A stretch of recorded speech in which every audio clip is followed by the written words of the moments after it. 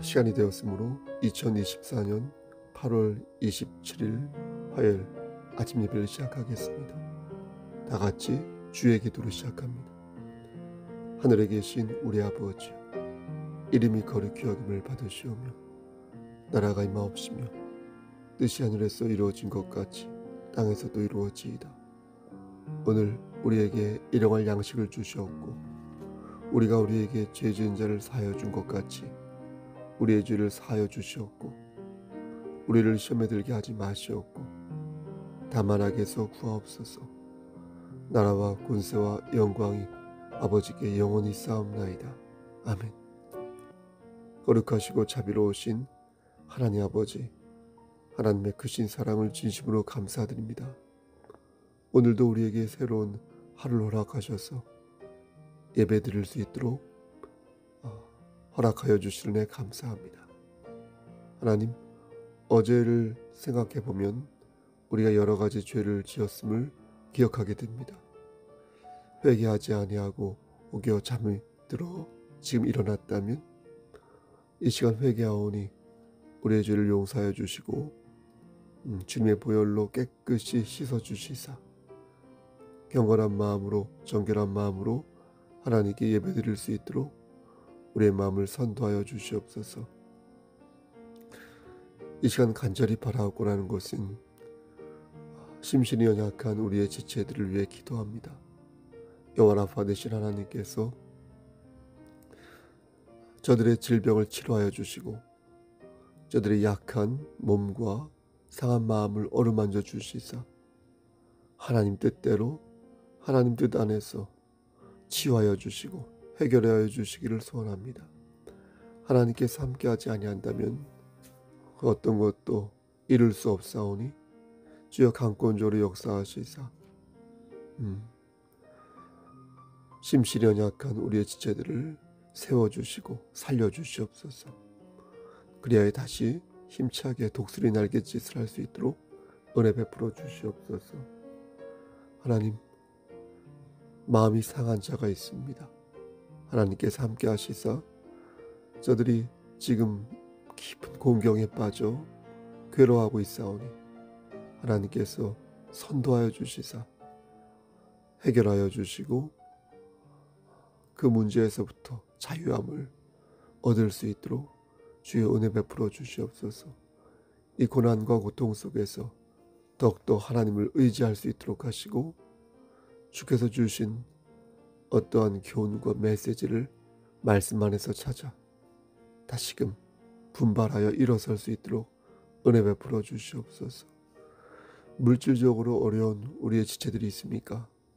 하나님, 서로 꾸어주고 나눠주며 서로의 짐을 함께 질 수 있도록 넉넉한 마음을 허락하여 주시고 우리 교회 공동체가 진실로 하나 되어서 서로의 마음을 만져줄 수 있는 그런 따뜻하고 관대한 교회 공동체 될 수 있도록 은혜 베풀어 주시옵소서. 모든 말씀 예수 그리스도의 이름 받들어 감사하며 기도드려 싸움나이다. 아멘. 하나님 말씀 보겠습니다. 욥기 13장 20절부터 28절 말씀 보겠습니다. 욥기 13장 20절부터 28절까지 말씀 보겠습니다. 구약성경 제성경으로 774쪽입니다. 오직 내게 이 두 가지 일을 행하지 마옵소서. 그리하시면 내가 주의 얼굴을 피하여 숨지 아니하오리. 곧 주의 손을 내게 대지 마시오며 주의 위엄으로 나를 두렵게 하지 마실 것이니이다. 그리하시고 주는 나를 부르소서. 내가 대답하리이다. 혹 내가 말씀하게 하옵시고 주는 내게 대답하옵소서. 나의 죄악이 얼마나 많으니이까 나의 허물과 죄를 내게 알게 하옵소서. 주께서 어찌하여 얼굴을 가리시고 나를 주의 원수로 여기시나이까? 주께서 어찌하여 날리는 낙엽을 놀라게 하시며 마른 건부를 뒤쫓으시나이까? 주께서 나를 대적하사 괴로운 일들을 기록하시며 내가 젊었을 때에 지은 죄를 내가 받게 하시오며 내 발을 착고에 채우시며 나의 모든 길을 살피사 내 발자취를 점검하시나이다. 28절 나는 썩은 물건의 낡아짐 같으며 좀먹은 의복 같으니이다. 아멘. 하나님 이 말씀을 들어 사용하여 주시옵소서. 예수님의 이름으로 기도드렸사옵나이다. 아멘. 누가복음 18장 18절에서 30절 말씀을 보면 어떤 관리가 예수님을 찾아와 다음과 같은 질문을 합니다. 선한 선생님이요, 내가 무엇을 하여야 영생을 얻으리이까? 예수님께서는 이 질문을 받자마자 그에게 되묻습니다. 너는 어찌하여 나를 선하다고 말을 하는가? 하나님 한 분 외에는 선한 이가 없지 않는가? 그러면서 그에게 그의 질문에 대한 답으로 5가지 계명을 통해 영생이 가능하다고 말씀하십니다. 첫째, 간음하지 말. 둘째, 살인하지 말. 셋째, 도둑질하지 말. 넷째, 거짓 증언하지 말라. 다섯째, 부모를 공경하라. 그러자 관원은 어렸을 때부터 이것을 모두 지켜왔다 라고 말합니다.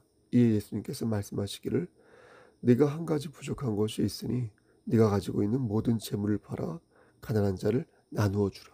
이렇게 말씀하십니다. 네가 그렇게 해야 비로소 영생을 얻을 수 있다는 것입니다. 그런데 예수님의 말씀을 가만히 생각해 보면 이해가 좀 안 가는 부분이 있습니다. 처음에는 5개의 계명을 지키면 영생을 얻을 수 있다고 말씀하시더니 관원이 그거 다 지켰다고 말하자 다시 한 가지를 덧붙여 요구하셨다는 겁니다.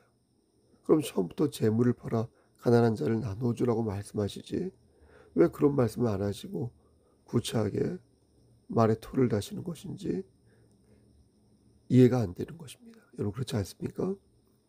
하지만 우리는 예수님의 말씀을 바르게 이해할 필요가 있겠습니다. 예수님의 이 말씀은 사실 그 관원이 5개의 계명을 지키지 않았음을 지적하신 것입니다. 정말로 그의 계명들을 지켰다면 예수님께서는 그렇게 말씀하지 않으셨을 것입니다. 말로는 계명을 지켰다고 말할 수는 있죠. 근데 정말 그렇습니까? 우리가 정말 그런지 우리 내면을 돌아보면 우린 위 5개의 계명을 지키지 못했습니다. 정말 살인하지 않았을까요? 정말 간음하지 않았을까요? 정말 도둑질하지 않고 거짓 증언하지 않았을 또 부모를 정말 우리가 공경하였을까요? 우리 역시 그 관원처럼 근심하며 돌아갔을 것입니다. 그럼 우리는 어떻게 해야 천국에 갈 수 있는 것일까요? 예수님 말씀대로 우리의 모든 재물을 사람들에게 나눠주면 천국에 갈 수 있을까요?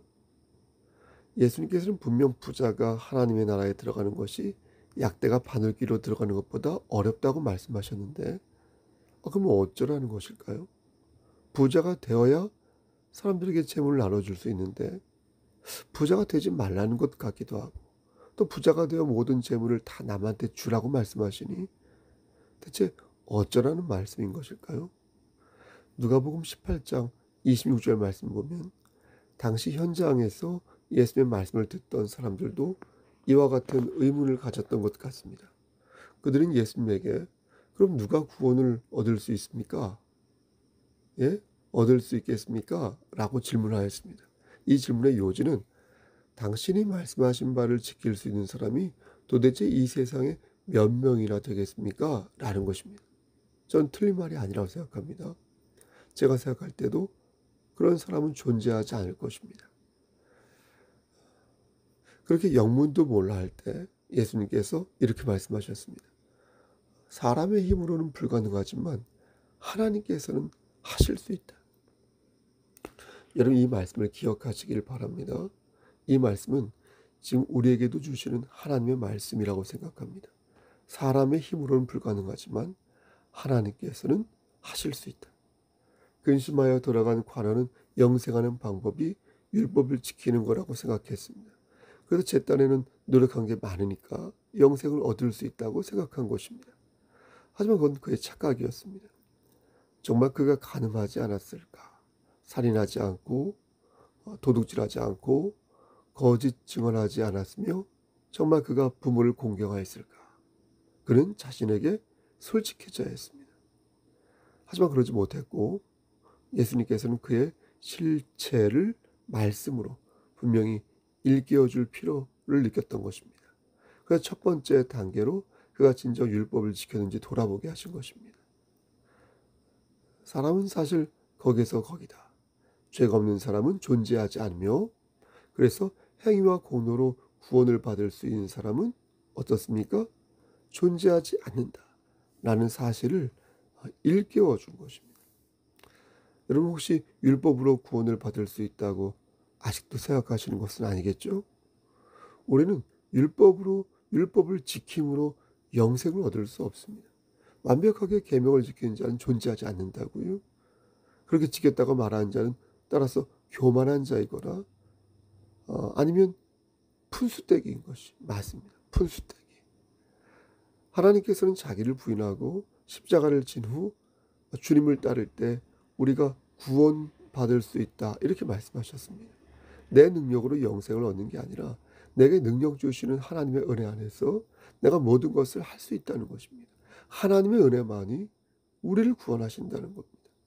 그러니 오만한 생각을 버리고 겸손히 하나님의 은혜를 구할 때 하나님께서 우리에게 힘을 주신다는 것. 주님은 나의 힘. 우리는 그분의 자녀가 된다는 것입니다. 예수님의 말씀을 듣던 베드로가 자신은 모든 것을 버리고 주님을 좇았다 이렇게 말하였습니다. 이 예수님께서 베드로에게 말씀하시기를 하나님의 나라를 위하여 집이나 형제나 부모나 자녀를 버린 자는 현세에 여러 배를 받고 내세에 영생을 얻을 것이다. 이렇게 말씀하셨어요.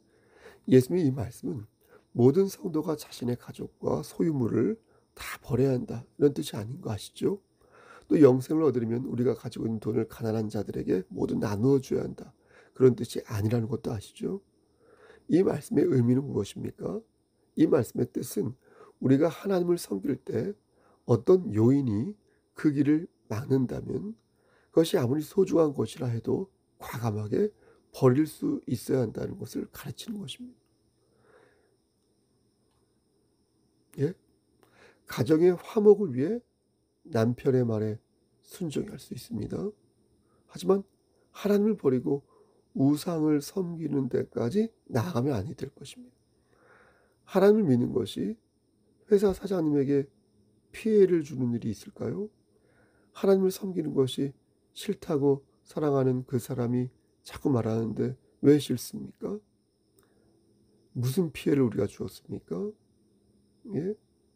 혹시 군대 귀신으로 인하여 돼지떼들을 잃은 돼지 주인의 마음이 아닙니까?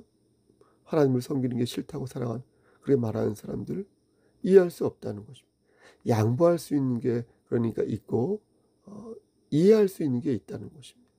하나님을 부인하고 우상을 섬기는 것은 따라서 절대로 우리가 포기해서는 아니 되는 숭고한 가치요 진리라는 것입니다. 우리를 지켜주는 것은 하나님이시지 마귀가 아니라는 거예요. 마귀는 우리를 흔들어서 어떻게 하면 우리의 영혼을 맛있게 삶아 먹을까 궁리하는 존재이지 우리를 위한 존재가 절대 아니라는 것입니다. 우리의 방패는 하나님이십니다. 우리의 경험과 이성이 아니라는 것입니다. 그러므로 우리의 삶이 사람 중심에서 하나님 중심으로 옮겨질 때 우리는 비로소 하나님께서 예비하신 복의 복을 받을 수 있는 것입니다. 오늘 본문을 보면 하나님을 굳게 확신하는 욥의 모습이 나옵니다. 욥은 모든 것을 잃은 사람이었지 않습니까? 7명의 아들이 갑작스럽게 죽었어요. 얼마나 슬펐겠습니까? 3명의 딸들도 갑작스럽게 죽었어요. 얼마나 두렵고 충격적이었겠습니까? 그리고 욥은 많은 재산을 잃었고요. 그 자신조차 몹쓸 병에 걸렸습니다. 욥의 친구들은 욥을 정죄하고 책망하였습니다. 이 모든 불행이 너에서부터 왔다. 욥의 너의 잘못에서부터 왔다. 이렇게 말했습니다. 욥은 자신을 정죄하고 책망하는 친구들을 반박하면서 하나님께 기도를 올립니다. 이 세상 누구도 의지할 자가 없고 오직 하나님만 의지하고 바라볼 뿐이니 이 어려운 문제와 처지를 해결하실 분도 오직 하나님 외에는 없다고 말합니다. 그러면서 오늘 본문 21절에 주의 손을 내게 대지 마시오며 이렇게 기도합니다. 주의 손을 내게 대지 마시오며. 여러분, 이 말씀의 뜻은 하나님께 징계의 손을 거두어 달라는 것입니다. 손을 대지 말라는 것은 손을 거두어 달라는 뜻으로, 다시 말해서 징계를 거두어 달라는 그런 어떤 바람을 뜻하는 것입니다. 이어서 간구하기를 22절에 주는 나를 부르소서 내게 대답하옵소서 이렇게 기도합니다. 이 말은 자신의 무죄성을 하나님 앞에서 나타내고 증명하기 위하여서 하나님과 교통하기를 원한다는 것입니다. 다시 말해서 욥은 하나님께 자신이 이 모든 것을 항변할 기회를 달라고 간구한 것입니다.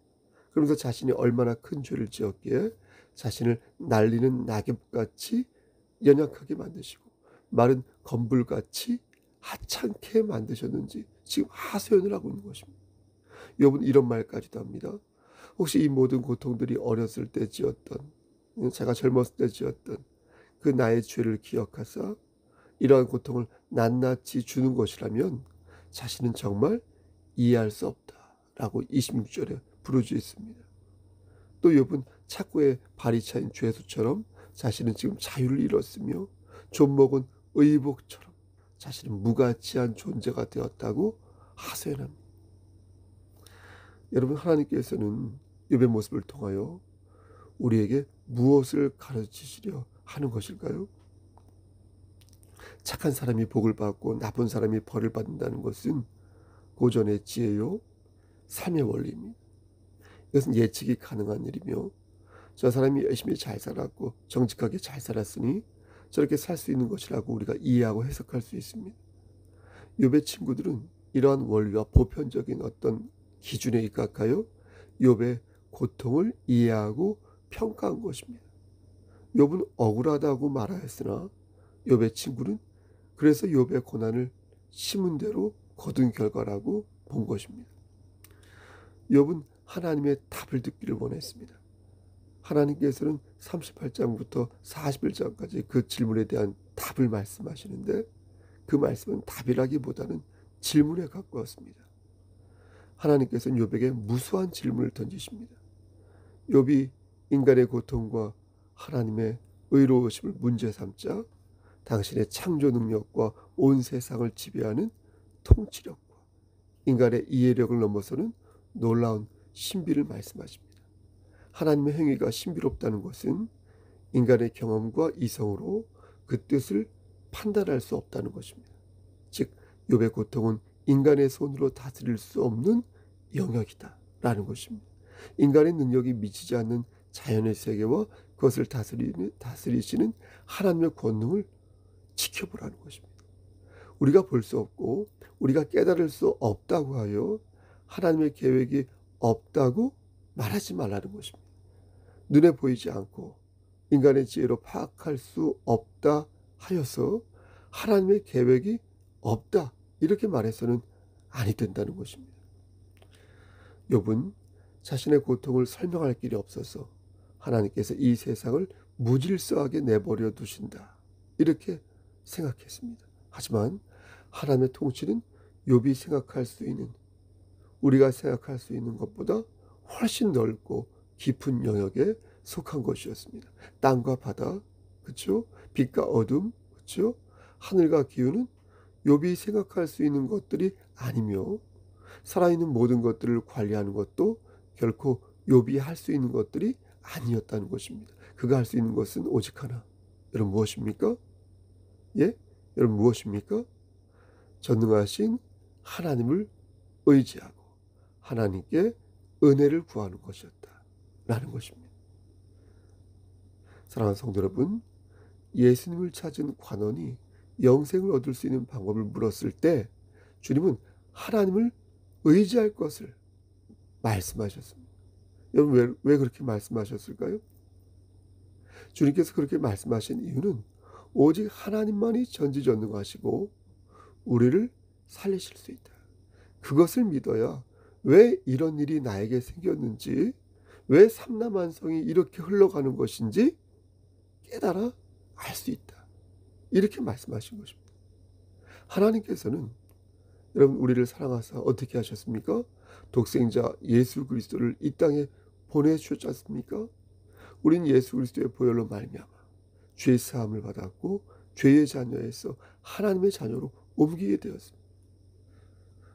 영접하사고 그 이름을 믿는 자들에게는 하나님의 자녀가 되는 권세를 주셨으니 이제 우리는 주 예수 그리스도의 은혜로 말미암아 그리스도인이 된 것입니다.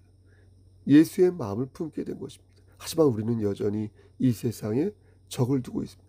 영적으로는 하나님의 자녀가 되었으나 육적으로는 어떻습니까? 여전히 욥의 삶을 살고 있는 것입니다. 사랑하는 성도 여러분, 그러므로 우리가 할 수 있는 것은 무엇이다? 오직 하나, 하나님을 의지하는 것. 이것 외에는 없다는 것을 기억하십시오.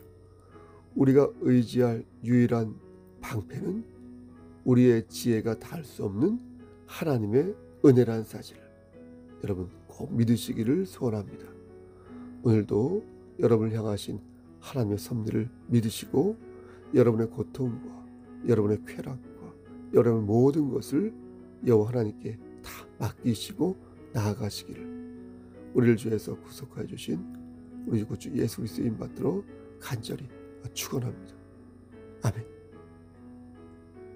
이제는 우리를 죄에서 구속하여 주신 우리 구주 예수 그리스도의 은혜와 아버지 하나님의 마긋가신 그 사랑하신 것, 성령 하나님의 교통하시고 인도하시는 모든 역사하심이 환난과 고통에 처하여서 모든 것을 포기하고 싶은 우리 지체들, 그러나 그 속에서 다시 하나님을 의지하여 다시 일어서서 독수리의 날갯짓을 하기를 소원하는 우리 지체들 머리 위에 그리고 그들의 가정과 이 재단과 이 나라 위에 하나님의 사랑하심이 세세토록 함께 계실지어다. 아멘. 예배를 마쳤습니다. 여러분 많이 힘드시죠? 오늘 말씀을 전한 것처럼 하나님의 섭리를 믿으시고 여러분을 향하신 하나님의 그 은총, 그 은혜를 기억하셔서 승리하시기를 바라겠습니다. 여러분 주 안에서 승리하십시오. 샬롬.